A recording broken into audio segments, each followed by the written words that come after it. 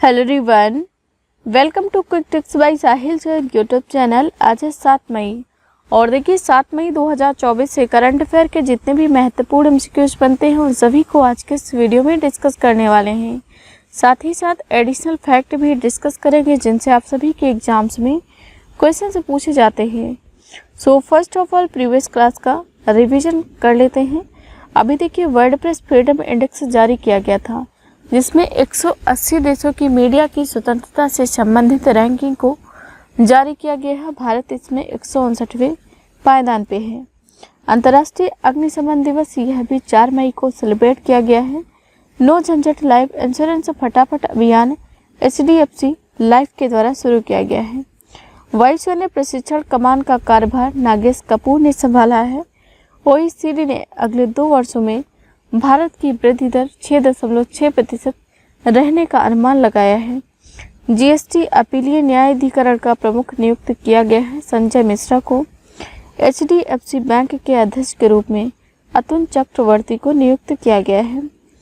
और अभी जापान ने दूसरी बार AFC अंडर-23 एशियाई कप का खिताब जीता है। अंतर्राष्ट्रीय समाचार पत्र डिजाइन प्रतियोगिता में द हिंदू ने 3 पुरस्कार जीते हैं। भारत के controller and auditor general of India ने लेखा परीक्षा विशेषता बढ़ाने के लिए किस देश के महालेखा परीक्षक के साथ समझौता किया है? तो नेपाल के। ठीक है। और अभी यूनिसेफ इंडिया की नेशनल एम्बेसडर के रूप में करीना कपूर को नियुक्त किया गया है।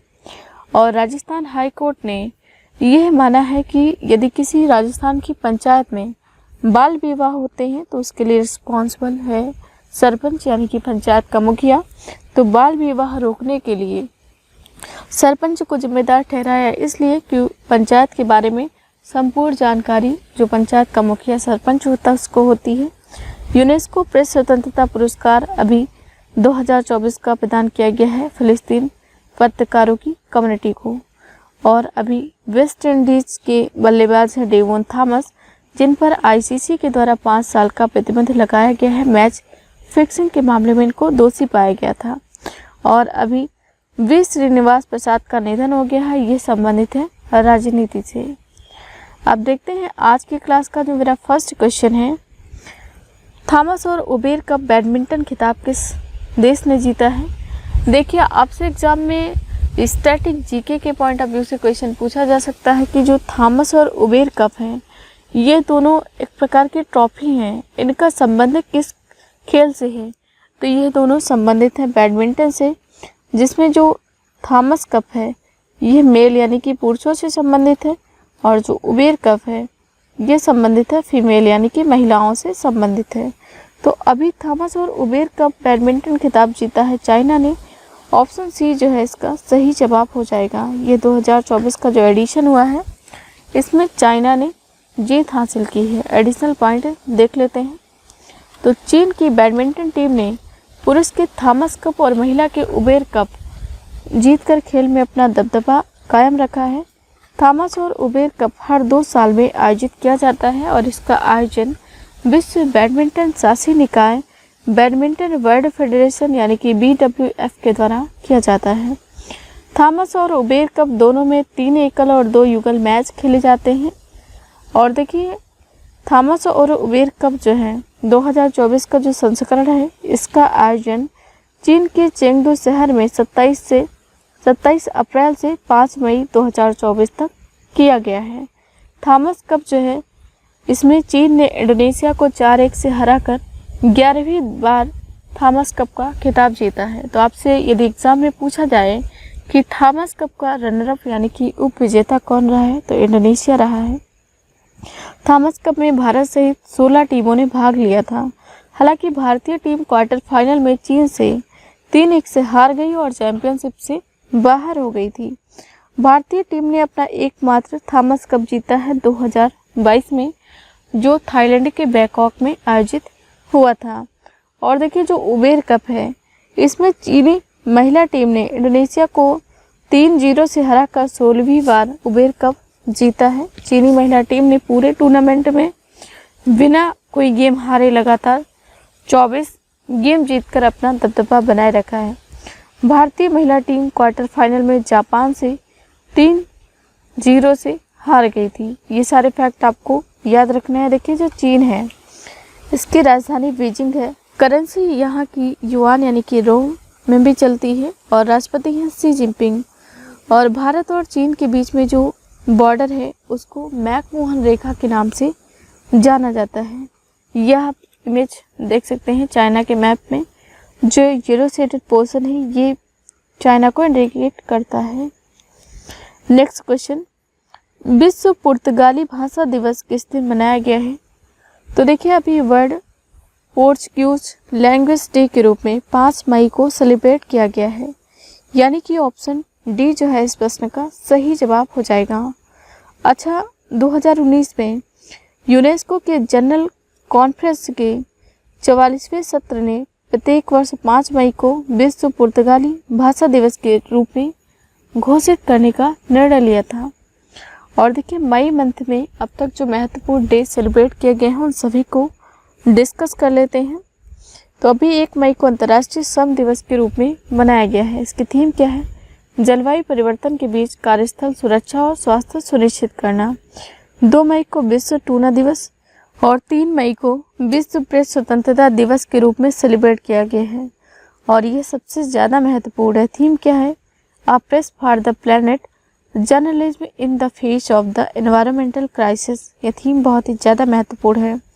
4 मई को अंतर्राष्ट्रीय अग्निशमन दिवस, साथ ही साथ कोयला खनिक दिवस।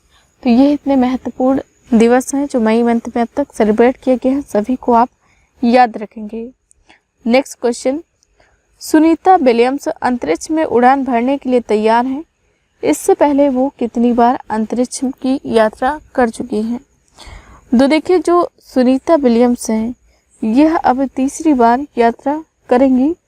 यानी कि यह 2 बार यात्रा कर चुकी हैं। ऑप्शन बी जो है इसका सही जवाब हो जाएगा। एडिशनल पॉइंट देख लेते हैं। तो ये भारतीय मूल की हैं सुनीता विलियम्स जो अंतरिक्ष यात्रा करेंगी। और ये बोइंग के स्टार लाइनर अंतरिक्ष यान की पहली चालक दल परीक्षण उड़ान में पायलट के रूप में तीसरी बार अंतरिक्ष में उड़ान भरने के लिए तैयार है। बोइंग का स्टार लाइनर फ्लोरिडा के कैप कैनावेरल से अंतर्राष्ट्रीय अंतरिक्ष स्टेशन के लिए उड़ान भरेगा। और यह 58 वर्ष की हैं। इनके साथ एक व्यक्ति जाएंगे, बुच विल्मोर। ये दोनों लोग अंतर्राष्ट्रीय अंतरिक्ष स्टेशन की यात्रा करेंगे अभी कुछ दिनों बाद। नेक्स्ट क्वेश्चन, कांस फिल्म महोत्सव के उद्घाटन समारोह में विशेष पॉम डी ओर पुरस्कार से किसे सम्मानित किया गया है? तो अभी देखिए कांस फिल्म महोत्सव ये जो फ्रांस है यहाँ पर आयोजित किए गए हैं। फ्रांस का प्लेस है कांस यहीं पर। तो इसमें जो एक उद्घाटन समारोह में विशेष पॉम डी ओर पुरस्कार है इससे सम्मानित किया जाएगा मेरिल स्ट्रीप को। ऑप्शन सी जो इसका सही जवाब है। और मेरिल स्ट्रीप की इमेज जो आप यहाँ पर देख सकते हैं। एडिशनल पॉइंट की बात करें तो ये हॉलीवुड आइकन है। इन्होंने 1989 में कांस में सर्वश्रेष्ठ अभिनेत्री का पुरस्कार भी जीता है। कांस फिल्म महोत्सव 2024 का जो है ये इस बार का 77वां संस्करण है। और इसकी शुरुआत हुई थी 1946 में। आयोजन कहाँ हुआ है इसका? तो फ्रांस का जो कांस है यहाँ पर ही इसको आयोजित किया गया है। Next, international election visitors program के तहत भारत ने कितने देश के चुनाव प्रबंधन निकायों को आमंत्रित किया है? तो देखिए अभी इंटरनेशनल इलेक्शंस विजिटर प्रोग्राम्स के तहत भारत में जो लोकसभा चुनाव 2024 में होंगे तो यह दुनिया के सबसे बड़े लोकसभा चुनाव हैं। यानी कि 2024 में जो भारत में लोकसभा चुनाव होगा तो यह पूरी दुनिया का सबसे बड़ा लोकतंत्र वाला देश में या फिर लोकतांत्रिक चुनाव है। तो अभी इसमें 23 देशों के प्रतिनिधि शामिल होंगे। जो प्रतिनिधि होंगे उनकी संख्या 75 है। एडिशनल पॉइंट देख लेते हैं। तो निर्वाचन आयोग ने देश में चल रहे लोकसभा चुनाव 2024 के दौरान इंटरनेशनल इलेक्शंस विजिटर प्रोग्राम के तहत 23 देशों के चुनाव प्रबंधन निकायों से 75 अंतर्राष्ट्रीय आगंतुकों को आमंत्रित किया है। इसमें international foundation for electoral system यानी कि IFES के सदस्य भी शामिल हैं। इसका मेन पर्पज़ क्या है? तो देखिए इसका उद्देश्य विदेशी प्रबंधन निकायों को भारतीय चुनाव कार्यप्रणालियों से परिचित करवाना है। जो भारतीय निर्वाचन आयोग है यह एक संवैधानिक संस्था है। भारतीय संविधान का जो आर्टिकल 324 है, 324 से 329 यह बिलोंग करता है भारतीय निर्वाचन आयोग से। वर्तमान में मुख्य निर्वाचन आयुक्त तो कौन है भारत की? राजीव कुमार है। ठीक, निर्वाचन आयोग जो इसकी स्थापना कब हुई? तो 25 जनवरी 1950 को भारतीय निर्वाचन आयोग की स्थापना की गई थी। नेक्स्ट क्वेश्चन, किस देश ने आधिकारिक तौर पर भारतीय योग पद्धति को अपनाया है? तो देखिए, अभी जो भारत का एक पड़ोसी देश पाकिस्तान आप सभी जानते हैं, इसने अभी ऑफिशियली यानी कि आधिकारिक तौर पर जो भारत की योग पद्धति है इसको अपनाया है। ऑप्शन डी जो है इसका सही जवाब हो जाएगा। और देखिए, जो बांग्लादेश है, भारत आगामी 5 वर्षों तक बांग्लादेश के जो प्रशासनिक अधिकारी हैं उनको प्रशिक्षित करने के लिए भारत ने MOU साइन किया है। और जो श्रीलंका है, श्रीलंका को भारत जो है 10,000 टन प्याज निर्यात करेगा। ठीक है। नेक्स्ट क्वेश्चन, ICC महिला T20 विश्व कप 2024 का आयोजन किस देश में किया जाएगा? तो अभी देखिए, ICC ने आगामी महिला T20 विश्व कप 2024 के लिए शेड्यूल जारी कर दिया है। तो इसका आयोजन होगा कहाँ? बेसिकली इसका आयोजन बांग्लादेश में किया जाएगा। ऑप्शन ए जो है इस प्रश्न का सही जवाब है। एडिशनल पॉइंट की बात करें तो अंतर्राष्ट्रीय क्रिकेट परिषद यानी कि ICC ने आगामी महिला T20 विश्व कप 2024 के कार्यक्रम की घोषणा कर दी है। यह महिला T20 विश्व कप का 9वां संस्करण होगा जो 3 से 20 अक्टूबर के बीच बांग्लादेश में आयोजित किया जाएगा। और भारतीय महिला क्रिकेट टीम 6 अक्टूबर को पाकिस्तान की क्रिकेट टीम से मुकाबला करेगी। और देखिए, जो बाकी के ऑप्शंस हैं उनको भी देख लेते हैं। अभी जो बांग्लादेश है यहाँ पर पोइला बैसाख उत्सव को सेलिब्रेट किया गया है। ठीक, और देखिए, जो अपना देश भारत है यह दुनिया का दूसरा सबसे बड़ा मोबाइल उत्पादक यानी कि मोबाइल प्रोड्यूसर कंट्री है, सेकंड लार्जेस्ट। ठीक है। जिम्बाब्वे ने अपनी एक नई करेंसी को अभी जारी किया है और जिम्बाब्वे की जो करेंसी है जिम्बाब्वियन चिग है। ये दुनिया की लेटेस्ट करेंसी है, यह भी आपको याद रखना है। ठीक, बांग्लादेश जो है राजधानी ढाका है, करेंसी टका चलती है, प्रधानमंत्री हैं शेख हसीना, राष्ट्रपति मोहम्मद शहाबुद्दीन चप्पू हैं, कबड्डी यहाँ का राष्ट्रीय खेल है। सबसे लंबी सीमा जो है भारत बांग्लादेश से साझा करता है 4096.7 किलोमीटर की। ठीक है। एक एडिशनल फैक्ट आपको यह याद रखना है कि जो बिम्स्टेक है, जो बे ऑफ बंगाल के आसपास के जो कंट्री हैं उनका एक समूह है, Bay of Bengal Institute for Multi Sectoral Technical and Economic Cooperation, ये बिम्स्टेक की फुल फॉर्म है। तो बिम्स्टेक का जो हेडक्वार्टर है ये बांग्लादेश की जो कैपिटल ढाका है यहाँ पर लोकेटेड है। नेक्स्ट क्वेश्चन, हाल ही में बर्नार्ड हिल का निधन हुआ है, वे कौन थे? तो देखिए, अभी जो बर्नार्ड हिल हैं इनका निधन हो गया है। और ये हैं कौन? ये अभिनेता थे। ऑप्शन सी जो है इस प्रश्न का सही जवाब हो जाएगा। अभी एक मशहूर लेखक पॉल आस्टर इनका भी निधन हो गया है। और एक जाने माने पत्रकार विनय वीर, इनका भी निधन अभी जल्द ही हो गया है। और देखिए, यह जो अभिनेता हैं बर्नार्ड हिल, इमेज जो है आप इनकी यहाँ पर देख सकते हैं। एक मूवी का नाम आपने सुना होगा टाइटैनिक, उनमें इनका बहुत ही अहम रोल था। और इनकी डेथ अभी 79 वर्ष की आयु में हो गई है। नेक्स्ट, भारतीय दुग्ध निर्माता कंपनी या फिर भारतीय दुग्ध उत्पाद निर्माता कंपनी अमूल T20 विश्व कप 2024 के लिए किस टीम का प्रायोजक बना है? अभी जो भारतीय मिल्क प्रोड्यूसर ब्रांड है अमूल, यह जो T20 विश्व कप 2024 के लिए दक्षिण अफ्रीका और अमेरिका टीम की प्रायोजक यानी कि टाइटल स्पॉन्सर है। ऑप्शन सी जो है इस प्रश्न का सही जवाब हो जाएगा। और देखिए, भारतीय दुग्ध निर्माता कंपनी जो है यह अभी जून में T20 विश्व कप के दौरान अमेरिका और दक्षिण अफ्रीका टीम का प्रायोजक होगा। अमूल जो है इसकी स्थापना 1946 में की गई थी। इसका हेडक्वार्टर गुजरात के आनंद में है और इसके फाउंडर कौन है? डॉक्टर वर्गीज कुरियन। देखिए, एक क्रांति का नाम आपने सुना होगा, श्वेत क्रांति यानी कि व्हाइट रेवोल्यूशन।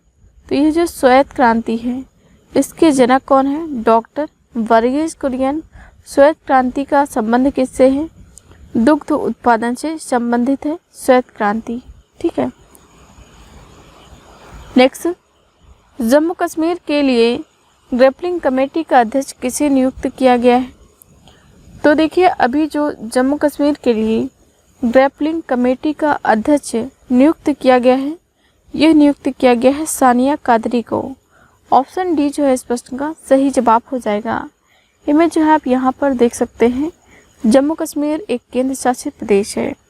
अभी यहाँ पर ग्रैपलिंग कमेटी के अध्यक्ष के रूप में सानिया कादरी को नियुक्त किया गया है। और देखिए, जो दिनेश कुमार त्रिपाठी हैं, इनको भी भारत के 26वें नौसेना प्रमुख यानी कि नेवी चीफ के रूप में नियुक्त किया गया है। नाइमा खातून जो हैं, इनको अलीगढ़ मुस्लिम यूनिवर्सिटी यानी कि अलीगढ़ मुस्लिम विश्वविद्यालय की पहली महिला कुलपति के रूप में नियुक्त किया गया है। और देखिए, जो मौसमी चक्रवर्ती हैं, इनको आकाशवाणी के महानिदेशक के तौर पर मौसमी चक्रवर्ती को नियुक्त किया गया है। नेक्स्ट क्वेश्चन, 8 ट्रिलियन रुपए से अधिक के मार्केट कैप के साथ भारत की शीर्ष 5 कंपनियों में शामिल होने की उपलब्धि किस बैंक ने हासिल की? तो अभी देखिए, 8 ट्रिलियन रुपए से अधिक के मार्केट कैप के साथ भारत के जो टॉप कंपनियों में शामिल होने वाली बैंक है वो है ICICI बैंक। ऑप्शन ए जो है इस प्रश्न का सही जवाब है।